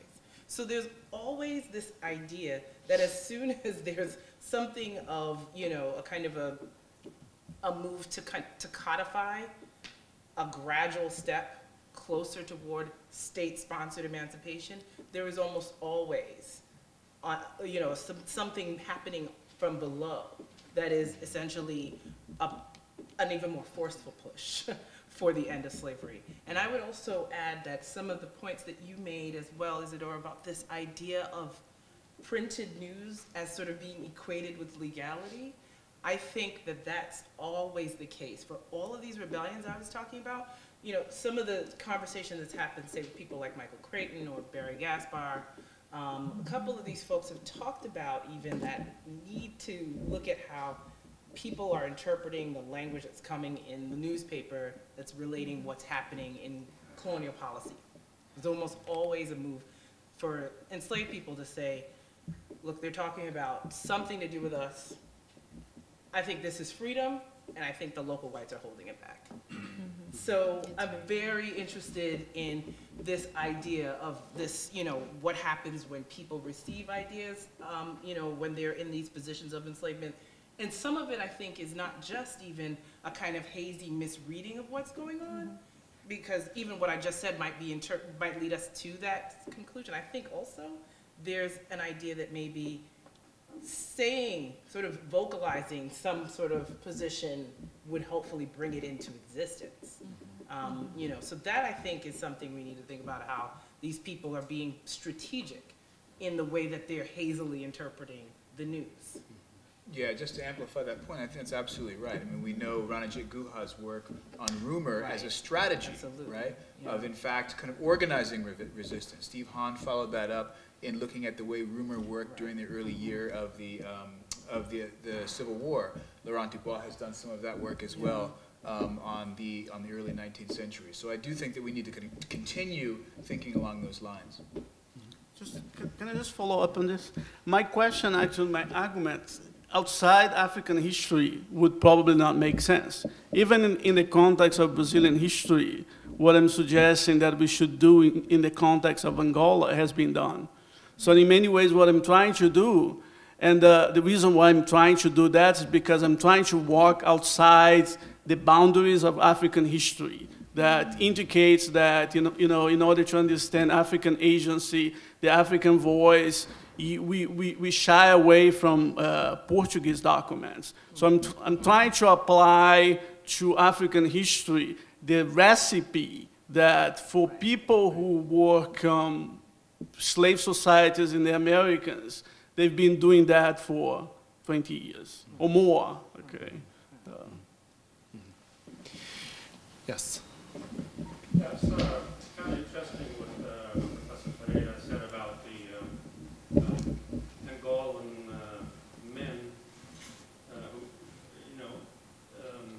resisting slavery because it's women's work, or plantation work is women's work, or agricultural, I guess would be the appropriate way to say agricultural work being women's work. And that quote you gave of the Portuguese colonials. And that really rang a bell to me about what I've read about Native American resistance here, in the U.S. and this area particularly. That it was almost impossible to, turn Native Americans into slaves particularly because they refused. A lot of Native American men refused to do agricultural work, which traditionally is a woman's role in the tribes around here, in Narragansett and Wampanoag. And I'm not sure whether that's entirely why, but as you know, many through the wars in New England, the Indian Wars, many Indians were taken captive and sent to the British Islands as slaves, sent into slavery in the British Isles.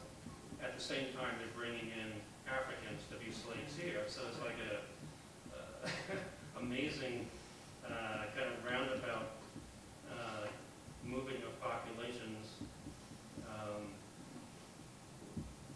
Whether that was a similar situation in Angola, I have no idea. I don't know Angolan history or culture at all, but I found it very interesting that a lot of what is known, what little is known about Native American culture at that time in the early 17th century, 18th century, was kind of accepted fact that women were very amenable to do it. Native American women were very amenable to the raising of corn and agricultural practices, but men just entirely refused. It was their role was hunting, gathering, whatever, more non-agricultural activities, maybe fishing,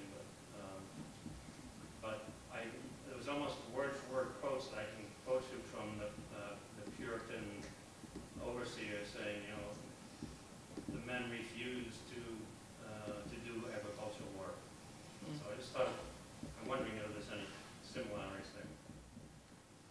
Well, if we look at what the Portuguese sources say, that's the way they frame it. I'm always suspicious about these sources, but if we look at the organization of traditional societies in Central Africa, there is a sort of specialization that, in a way paves the way for that sort of cultural clash. But the key point, and that's what really boils down to, is how to explain why people would escape. And in order to understand that, there are many other factors at play. That is knowledge about the geography of the place, the sort of knowledge that people might not have had in the Americas, they had there. There is the possibility of mingling, that it was not sometimes possible in the Americas. The specific case of Angola is interesting in the 1840s, that for the Portuguese, in order to address these issues and in order to provide the kind of labor that they needed to shift this economy from the slave trade to a plantation system economy, they even considered bringing slaves all the way from Mozambique, okay? Because then you're bringing foreigners into Angola, which again is similar to the sort of situation that we find vis-a-vis the slave trade to the Americans. I think it's interesting, as I feel like what you're telling is as much a story of slave flight as it is also sort of slave labor negotiation, because they're really interested in, you know, sort of making sure that the work that they're doing is acceptable to them, right? So both the idea of, you know, protesting the kind of you know, gender division of labor that's, you know, being upset by the entrance of the Portuguese into plantation economies. Also the idea that slaves are running from what are seen as particularly harsh masters to, you know, sort of, and harsher situations to ones that sort of mirror, again, the ways labor took place, you know, in pre-colonial times, to suggest that they are as much sort of, you know, they're resisting enslavement, but they're also resisting the labor that enslavement entails in you know what I mean? It's almost like a labor negotiation that's taking place. And I feel like, too, this whole question of gender divisions of labor happens in the Americas, which is why you end up seeing a lot of the, at least for the Caribbean, the plantation societies there have a majority of women, the majority of the field hands are women. And that the specialized sort of, the, you know, the coopers, the folks who are doing the grinding at the mill, those are the jobs that go to men. And I don't think that that's unrelated to what, you know, sorts of, you know, kinds of labor divisions came with them. Yeah, I wonder if you'd call that a moral economy, because right. what you're describing looks very much like what E.P. Thompson described in the 18th century, where there was a moral economy that was hierarchical, right, but resisted new shifts in labor regimes, and that's when you had these grain riots and things like that. It sounds kind of very much like a similar model. It is a relationship that's very dynamic. It's not a static institution at all. That it needs some degree of adaptation, and that the relationship between the master and the slave is framed around ideas of, well, cultural values, social values. Exactly. So yes, the answer to your question is yes, that's a moral economy that's at play here. What's interesting is that with this attempt to introduce this plantation economy, that's a breakaway from that. And that's the central point that I try to make in order to understand why we find more of slave flights, or more of slave resistance in this context. It's because there is something new that's being set up at that point in time. Something new that relates to colonialism. Colonialism at that point in time, it means forced labor. So, and that breaks away from this moral economy.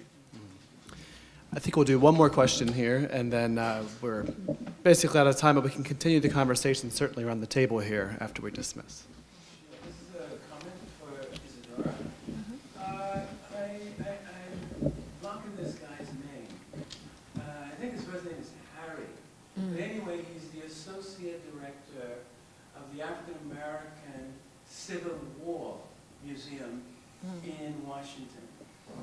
And he does a very, very similar reading of how African Americans viewed the Civil War.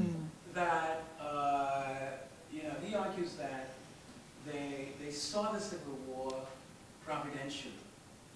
They saw the hand of God operating here, and just read the whole thing differently. They saw freedom coming, all of that stuff. And I was just struck by the similarity in his portrayal of how African Americans read the Civil War and what he was saying. So I wish I had his name for you, but he is the associate director of the African American Civil War Museum. It's in Washington. Museum.